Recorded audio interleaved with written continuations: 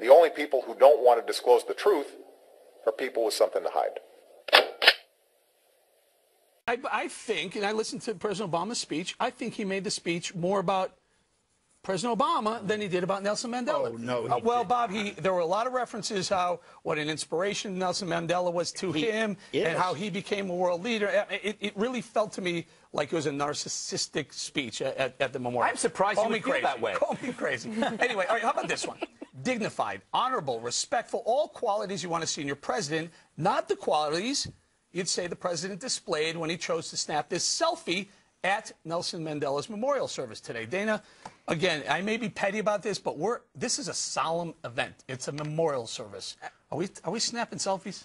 What if Bush did that? Yes. Well, there was a photograph of President Bush with Bono, who were friends, and I think that what this funeral did was bring a lot of different people together who had worked together for the benefit of Africa. Okay, let me defend President Obama here. It's not his phone. Yeah. Okay, so she brings it out, and if I pulled out my phone right now and said, "Hey, look, take a picture," you know, it would have been awkward for President Obama to say, "I'm not taking your photograph," because then AFP would have snapped the photograph of him dissing the Danes or whoever. I think that is. She's from Denmark, and well, I think that Mrs. Obama says it all. Okay, yeah, she's looking away, saying, "Guys, could we have a little decorum around here?" No so I think she represented but everybody. do you know why I think she's looking like, can you not take the selfie? First of all, have you seen the leader of Denmark? She is hot. That is one hot woman. So I don't think many men would decline. What are you suggesting? Well, look, she's a good-looking woman. She offered to take a picture with him. I don't know. Michelle Obama doesn't look very happy about it.